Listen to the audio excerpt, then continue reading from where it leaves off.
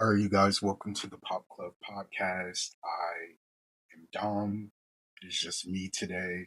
I could be long winded with an intro, but who cares? Let's just jump right into what I would love to talk about this week in pop culture land, and that is three divas who I feel like are really, really, really pushing the landscape forward, pushing culture forward where pop is concerned. And I've just been obsessed with them uh, for the past 2 weeks or maybe even a month for a couple of them. And that is Parris Goebel, FKA Twigs, and none other than the incomparable Rosalía.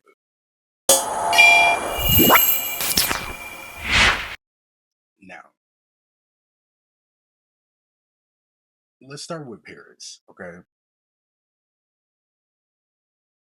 Paris is most notably known for being a massive choreographer to the stars.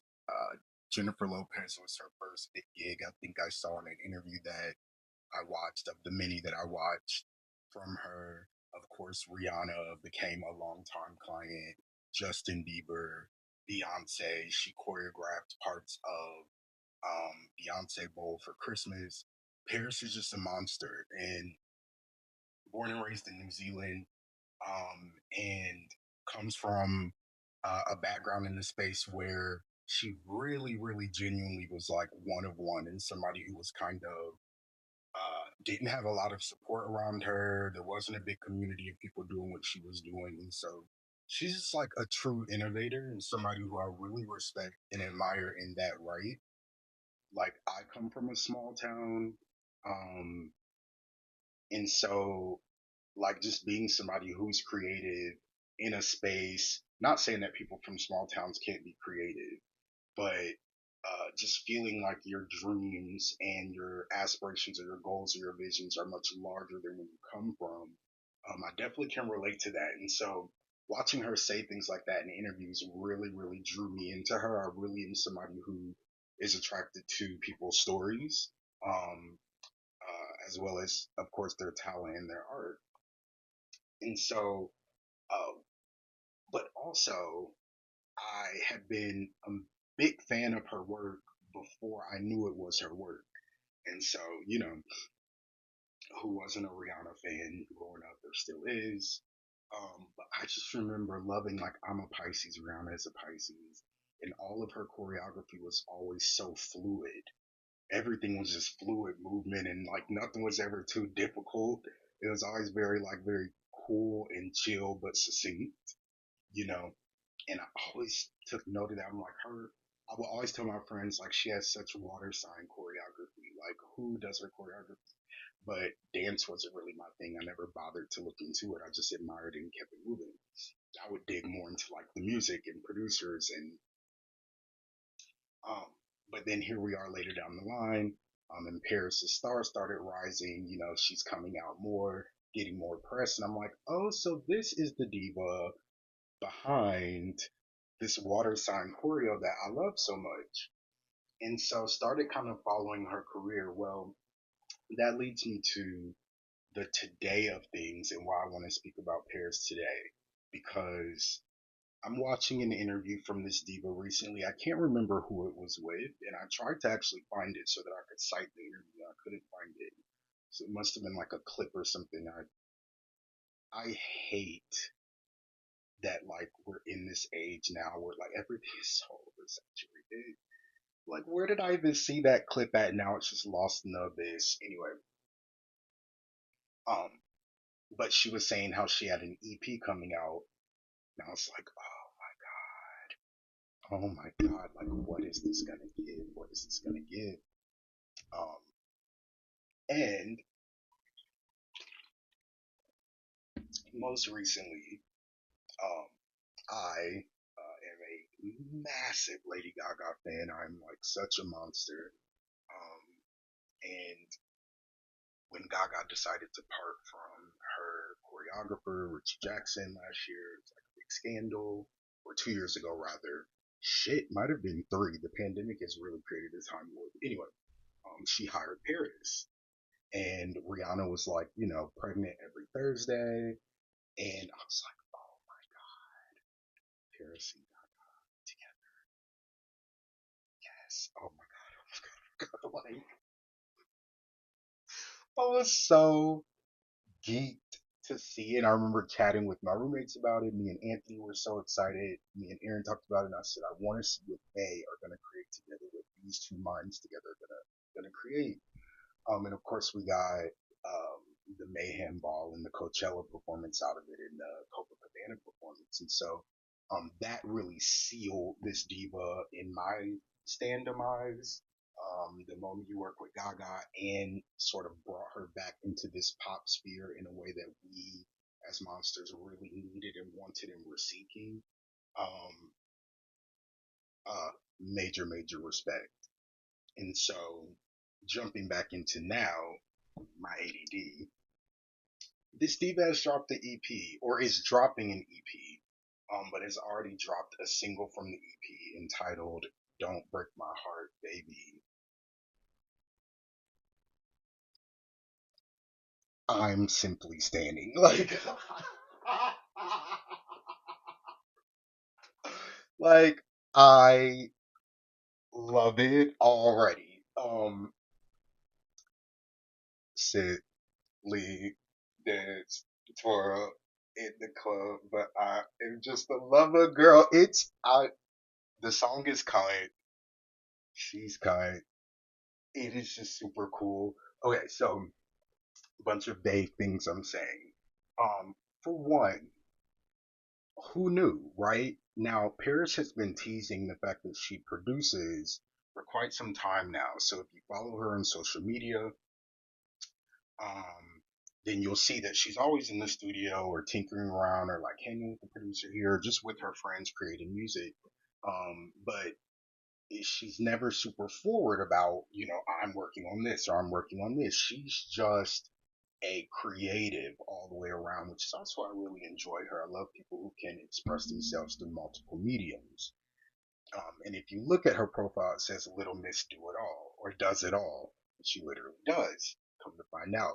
So I knew that she worked on beats and that she did a little producing, but I have to be honest, I expected that she might do some producing for other people, some beat making, things like that. I did not see a solo front facing, consumer facing EP from Paris coming. Caught me completely by surprise.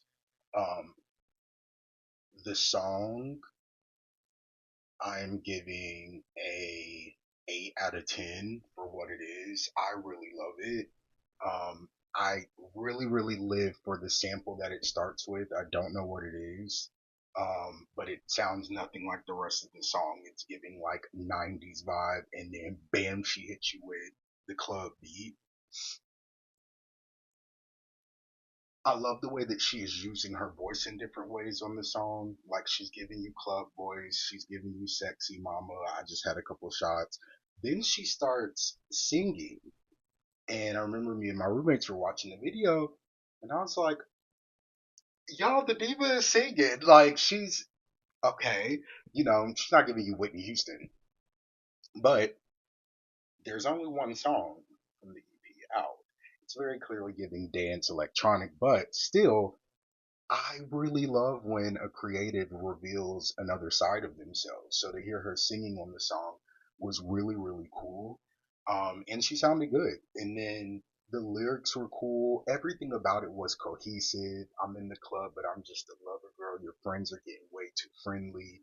I'm in here. I'm feeling nasty. I'm trying to keep it classy, but where are you? Like, it's very much like, I'm like, I kind of relate to, because like, I'm not trying to be at the club either. I too am a lover girl. And so I really loved it. The styling. Let's get into the visuals and the aesthetic. The styling of the video, superb. It's giving you neon greens, neon pinks, that entire vibe. Very underground, very rave. And what I really love about the video as well is that you could tell that they stretched the fuck out of the dollar. And that is a compliment. Like that is not shade. That like do what you can with what you have, and the video looks really, really, really great. And it's simple setups, simple shots, high impact.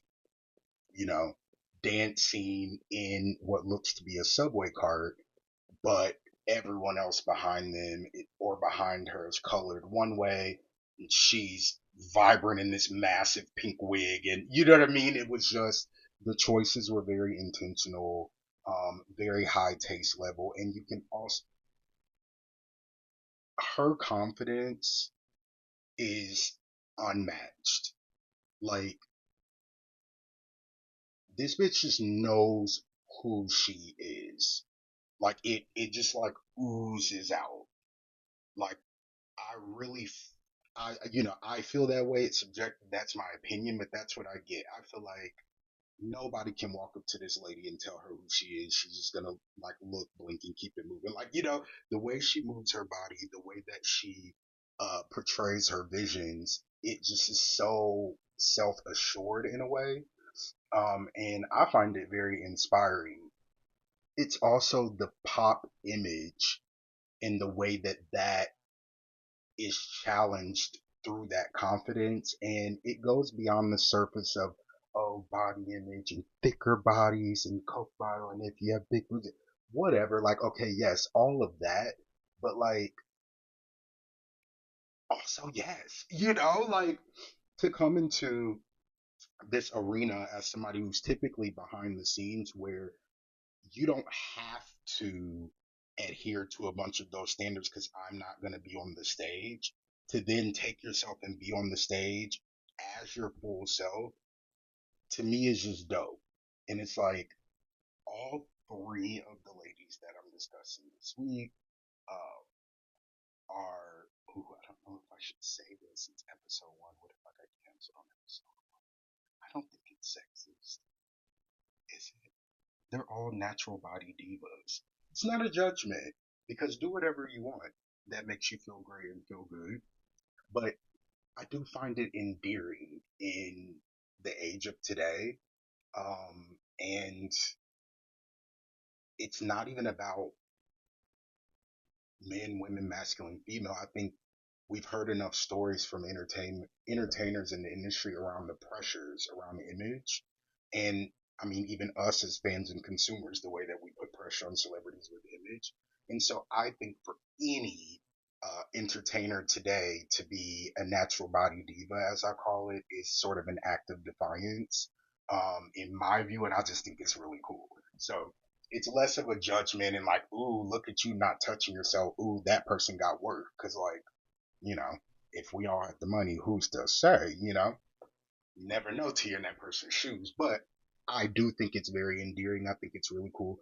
And I do think that it sends a really dope message. I mean, even for me, I'm a dude, I'm queer, but I'm a black queer man. I'm watching this video and I was just cheesing from ear to ear like this thick ass diva is in the same outfit as the diva down there with a size zero working it the fuck out in a split, upside down, popping it to like she's just so fucking cool to me. Like she is just so cool. And then it's also I wonder how different it is to create um how do I say this? I think for most people, artists who are musicians first, they create all of their music.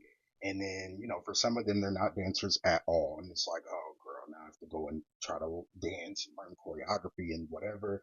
And there's some of them who are like, park and bark right at the mic. And then there's some people who are much more visual artists. And like they kind of start there, which, we'll get there to Miss Twigs.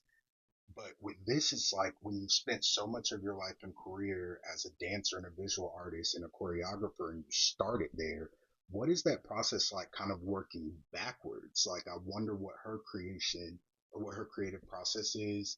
And does she see movement first and then write to that, as opposed to creating songs and then deciding how she's going to choreograph it?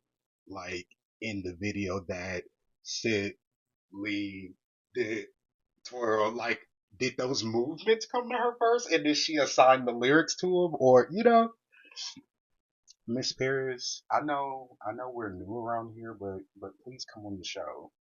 I know you be pumping around LA. Please come on the show. I'm obsessed with you.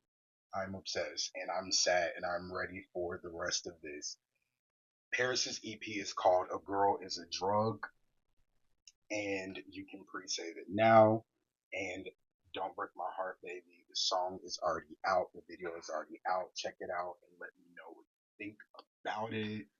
And we are going to move on to Miss Twigs. So,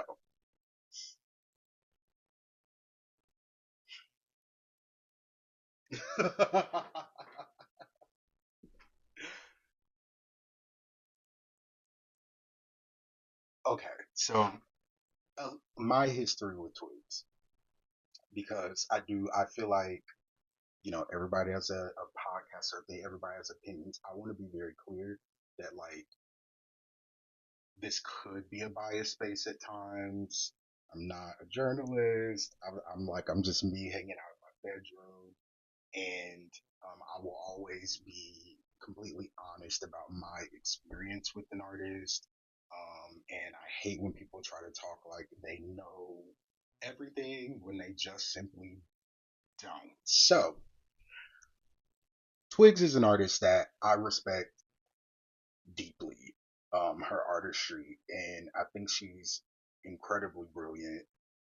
But she's somebody who, over the years, I've really only kept up with the hits, aka like, ooh, who's in the 2 weeks club?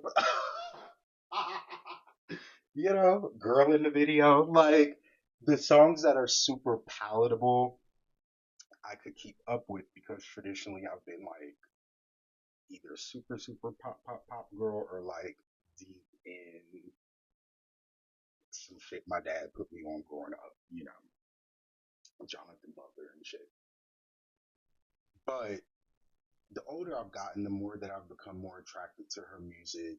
I do think it's rather intellectual, and it isn't always easy listening. It's not always something that, I can turn Bad Romance on in my car and like sing it at the top of my lungs. And most of the time with her music, I have to sit and like engage, you know, and I'm not always in the mood, to be honest. But the older I get, the more I'm in the mood. And the more I want to slow down, the more I want to take time and really sink into an artist's work. And the more that I also feel inclined to honor the artist who created the work as opposed to take the work as a consumer for myself and run and then go and like, what's in this for me? So it's also that too. Like I've just approached the reception of it differently these days. And so really trying to like lead with the humanity of the artist who made the work. And so as she was leading up to the release of Eusexual, I realized that this was going to be her first like major label release. And she mentioned it in a couple different interviews, and it seemed like she was really excited about it. And so I was like, let me really, really tune in to this era and this cycle and not just catch like the highlights that come out of it or go and then watch her performances because I will go and do that, right? Binge all of the performances from the era or watch some music videos. But it's like, let me really give this like the Renaissance and the Cowboy Carter treatment, like no visuals, just sink in with the music. And I thought that it was a really beautiful album, really beautiful album, really incredible. And um, she dropped Sexual in January of 2025, and we got the Perfect Stranger visual, we got the Sexual visual, we got the Drums of Death visual. And I personally felt like at that time, that era did not get enough. I really don't. Like, I feel like every time, and this is why I respect her so much. Every time I see something that she's done, or I even hear it, whether it's like, "Ooh, girl, I want to put this on repeat," I think to myself, "Who the fuck is doing this?" You know, like, like okay, girl, no one else is doing this like that. It never fails. And so this time around, like really sinking into these visuals and the songs, I was like, please give my girl her things. Like, why doesn't this take on a massive scale the way that I think sometimes she wishes that it really would, and that her sort of cult following really believes that it deserves as well. And if we look at Eusexual, right, like she spoke about the meaning of it and said that it was a practice and a discipline and um, that feeling just before love or euphoria, but not calling it that and just sitting it in, like being really present in now. And it was all of these like very they weren't, I shouldn't say complex, but all of these ideas around a practice of what it was. Um, but then now, and to that point, I think that I don't. I'm gonna make a nasty generalization, but I don't think America is always like in a rush to be intellectual. Unfortunately, and that like that's a note that I'll give about Rosalia's project when we get there as well. And which is why a lot of these people do much better overseas, and then their frustrations are over here with like, why don't these people get it? Why isn't it blowing up? Why didn't it shoot up the charts? Why didn't that video do better? It's literally amazing. I put my whole ass into this video, and it's like no one wants to think. Sorry, girl. Like it's not your problem, you know. And that's kind of what I felt around Eusexual. It was really a fantastic project. And one of my roommates, Aaron, is a Twig stan, so also living with him now has been a front row seat and kind of a cram session to her artistry as well, and it really has caused me to appreciate it a lot more. And so I was sad for that era in a different way. Um, and I found myself sort of fighting for her in different conversations or with different groups of people, or playing the music and being like, "Have you heard this?" Like, or when people would say, "Oh, nobody's doing anything like this," and I say, "Well, actually." Have you heard the new Twigs album? Like she did that already, and it was like I found myself there, which leads me to recently she dropped a reimagined version of Eusexual again, which is sort of like a deluxe, but again, a reimagined where Childlike Things, the version with Northwest, which received kind of some backlash earlier on, which she reduced it in January or released it in January. That song was removed, and a couple of new songs, The Dare, Lonely but Exciting Road, one more that I can't remember, and then she released Eusexual Afterglow. And so 3 albums from Twigs in 1 year, I guess kind of like 2.5. Which shout out to her. I watched the interview with her and Emogen on was it Apple, or I'm not sure what the station was. Um, and she was saying how she was so excited about it being released on a major label and she wanted to really take advantage. And I was like, I know that's fucking right, bitch. And she's like, I traveled the entire world. We bounced around. We went to studio to studio. Like, she basically alluded to like, child was spending their money. Like, I had the money to spend and I used it to be as fantastical as I wanted to let my imagination expand as much as I wanted to be as experimental as I wanted to. And I thought that that was really cool. Um, just to hear an artist kind of be afforded that. And I do enjoy the second release, I think, of Sexual more. I really enjoy the songs that she added. Um, my favorite is Lonely but Exciting Road. And the reason why is it's just an absolutely beautiful song about kind of pressing on, no matter what, and like knowing that you have a destiny, knowing that what you feel for yourself in your gut, in your heart, is what it is, knowing that that vision that you hold is what it is, and like kind of overcoming the imposter syndrome by like it. The song feels like a chant, you know. And she says, "I know something's coming my way. It's gonna be a lonely but exciting road." I told Aaron I really, really, really loved that she put exciting in there because typically when people write about the sentiment of loneliness, it's left there. There's no redemption added to it, or there's no cherry put on top. It's just like I'm lonely and I'm sad, and the sentiment remains there, and that's typically what the piece is about. But you wouldn't typically couple those two together, and so uh, I loved it, and it was a message that I needed when I heard the song. But what I also loved about that song was that I had a breakthrough moment with FKA Twigs as an artist. And Aaron and I went for a ride, and I said, I had a breakthrough moment with your girl. And he said, what? And I said, I realize, she's on my list of artists that I respect very, very deeply, and who one day, whatever work that I've missed out on, I'll just sit down and cram it all in. Uh, Florence and the Machines on that list, right? Like artists like that, that's like, child, I can't take this album right now, but like, I know it's brilliant in one day, I respect Twigs in that way. I think she's one of one like that. But I was like, sometimes it's like aggravating because I want to really get on the train and I want to really be into it, but it's hard. Like, I can't connect.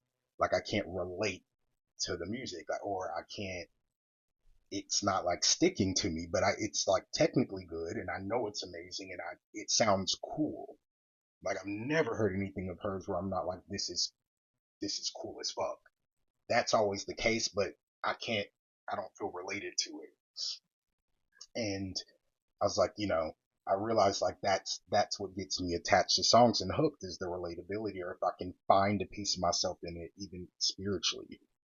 And when I heard Lonely But Exciting Road, I felt attached to it immediately, right? It echoes a phase that I feel like I'm in my life right now, so just that phrase was very straightforward. And it wasn't all metaphoric and deep, and it was just like, it felt like she was writing a diary song. Um,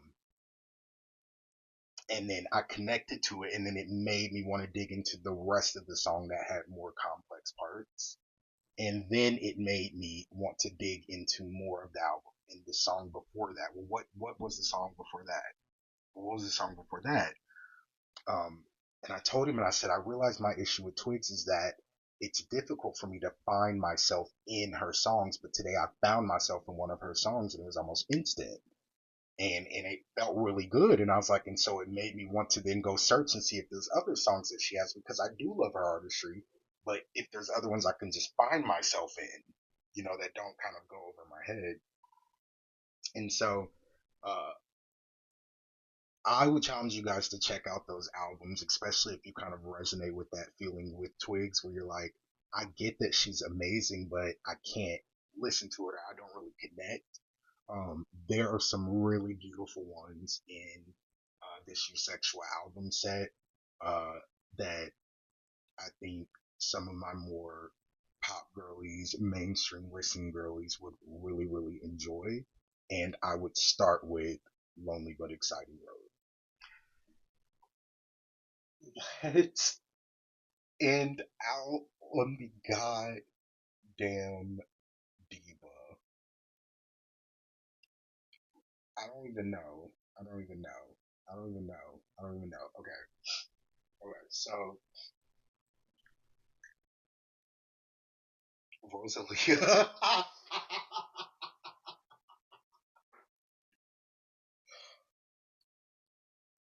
What the fuck, man? Like, okay. So Rosalia dropped Lux. This is her, I believe, third album. Rosalia is another person up front that I am late to the train. I got on the train around Motomami and was not still fully on the train then. I'm kind of lame for this, but admittedly, it can be difficult for me to listen to music in languages that I do not understand. Reason being because I'm a lyrics girl, not because I'm not cultured or anything like that, but I really, really, really love to learn songs and sing along. Like that is my thing. All my friends know I will. Like I damn near have a no talking rule in my car because I'm gonna blast the music so I can sing along. That's like how I relieve my stress. So when I can't like quickly learn the words and then sing this song that I really like, it just pisses me off. So I will typically just stay away. But some of the ones from that album definitely got me. I'm like, who is this little diva storming? And then, of course, her image, and then the way that the visuals for those live performances were going off, you could not help but pay attention. And so she roped me in during the Moto Mommy era, but again, admittedly more visually. And I was watching a lot of her live shit on YouTube. Well, as we've been gearing up for this Lux era, I'm seeing all of these headlines and, all the seeding and marketing start to go out. Rosalia is singing in 13 languages on this new album. Rosalia returns to flamenco roots for new album. Rosalia blends orchestra and like I'm like Motomami's doing all of this? Like like what the fuck? And so shout out to Aaron who is so Aaron's Gen Z, right? Anthony and I are millennials. Context. Shout out to Aaron, who is a Rosalia stan. And so I'm like, Aaron, download me on Motomami. And he's like, she's pretty amazing. Then I'm like, no, I get all of that, but like, she could do all of this. And so we start going on this deep dive on the past month, really. I'm just like learning all of these things about Rosalia and watching all these videos and listening to all of this music and watching all of these interviews and just falling in love by the minute. And I remember he was laughing one day because we were talking and I was just speaking about her as if I had been a fan for 10 years. So I get very passionate. I was like, she is just incredible, and her mind and and I can't, and the way that she explained her inspiration behind writing that song, but then the way it translated into visual was magnificent. I mean, I've never, and how old was she when she did that? Like, I just couldn't believe the mind on this girl, and uh, but I also think that there's something to all three of these ladies. None of them are from the states. And we were speaking about how, growing up in a different atmosphere probably has really catered to their artistic freedom, their seemingly limitless behavior, the lack of fears in some areas. Uh, Even back when I was chatting about Paris and like body image, things like that, like that's not a thing where they come from. Um, or being born into like capitalism where we live in a space now where people will have their kids and make them an Instagram that day because they're already trying to like monetize having a kid. You know what I mean? Like and so your creativity is like already kind of dampened by trying to make money off of it. And, so I love to explore also like how the creativity, like the people from fucking Sweden, like they're like brilliant at everything, but it's also because they had the space and the freedom and the encouragement to create freely without it being their means of survival at the age of 10. So I think that's also something to kind of consider with these being three people who are really pushing things forward and challenge the norms. And it's interesting how it's always the rhetoric. Sorry, I'm kind of jumping around, but well, not sorry, but kind of the rhetoric typically in America around like someone like Twigs. Oh, she's trying too hard to be different. She's trying to, and it's like maybe you guys are just lame and don't know authenticity or don't know what it looks like to be an individual and not compete at the same game. Maybe you should try to be different or try at something. What's so wrong with trying? When did trying become lame? And so I really enjoy these three for that as well. And so with Rosalia, I see that in her as well. She's a student first. Everything that I've watched from her, she's unashamed about being someone who's eager to learn. She's mentioned, actually, her and Twigs both in interviews I watched, that they try to learn something new every album cycle. And so with Rosalia, again, for this album, there's 13 different languages on it. She didn't speak Italian before this album, like who really does anymore? And so she learned Italian to sing this song. Um, like also Bjork is on this album and Age Tumor, and for the first single that she dropped, Brigade, and that completely blew my mind to have those two people on the same record. I was like, who is she? And how can I possibly be this late? I'm from the Midwest, y'all. And so she worked with some producers like Noah Goldstein, Pharrell. Uh, like I said, Bjork was on the album. She's mixing her flamenco roots. There's classical orchestration. Um, but I think what really shines on this album for me are the lyrics. Now I know that's ironic because I just told you all that I do not speak Spanish. However, most of the videos online, she has them translated. Also, if you watch her Jimmy Kimmel, was it, performance of La Perla, it's translated on the bottom. It's an absolutely stunning performance. And she, I don't know who she's talking about, but she is dragging the fuck out of some man on that song. It sounds like a gorgeous classic song and it's savage as hell in lyrics. Reliquia? Relic? I sound so country anytime I try to speak Spanish. Track number two on the album.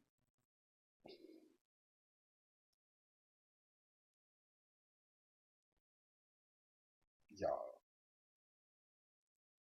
I don't know. Something about it just hits me right in the here, right in the here. I just find it stunning. I think anytime it's a corny thing about me, but I love when people like reminisce or recap over travels. And so like chatting about the world or looping the world in all of these different locations is just super romantic to me and beautiful. But then to go into the chorus in this very like falsetto tone, beautiful and controlled, and then the second time she goes into the chorus, it is just massive and big and bold, and her voice is insane. It's just so beautiful. And then at the end, she does these crazy runs.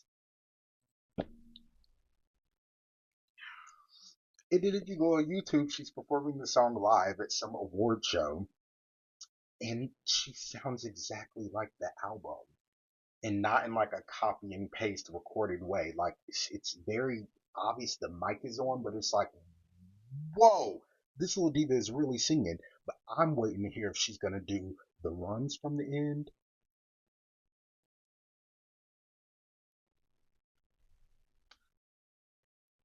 I have to stand. I have to stand. I have to stand. And so you guys should definitely check the album out. Um, I know that there's been a lot of talk around her like creating a new genre, or like, is it opera? Is it not? Is it? I think, and she even in her Zayn interview, Zayn Lowe said that her and her sister were speaking about it, and her sister said that, I don't think you're pop, like, or anymore. This album isn't pop, like, I don't know if you could call it that. And she was like, respectfully, I disagree. Like, I'm a pop artist. artist. I'm doing pop. It's going to be popular. It's whatever I say it is. And, not to bring my all time diva into everything, but I always do and I always will.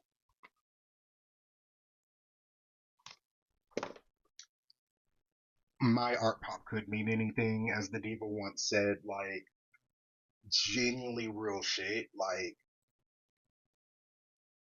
I feel that like she paved the way for artists like this. And in Rosalia's interview, she said like how much she loved Gaga. This is not a Gaga ad, but I think there are artists like Rosalia, like FKA Twigs, like Parris Goebel, who are multifaceted and need the space to just express, and it can't only be one way. Solange, and I think that is the true nature of art pop and what Gaga was trying to kind of say back then. With my art pop could mean anything, but also it's funny how it kind of has become a genre. Like they use it officially on Spotify and Apple Music, and podcasters use it, and Zane Lowe says it.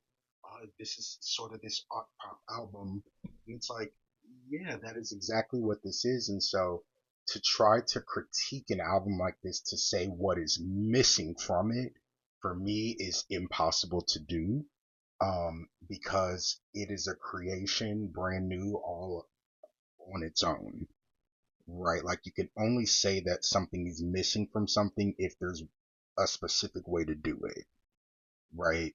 So you just made a pot of spaghetti, it's missing the sauce, right? But this album that she created is just a brainchild of hers, and I don't know that you could go through and say, well, it should have did this or should have did that.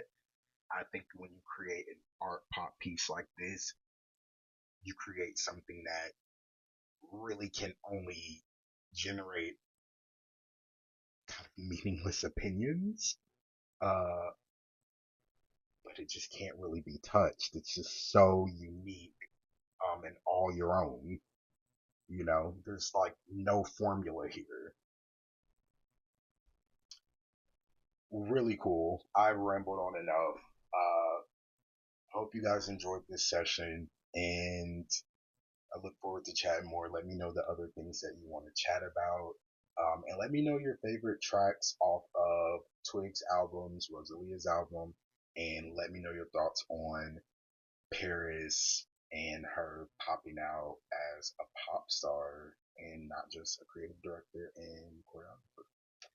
And make sure you follow us on IG and TikTok at Pop Pod.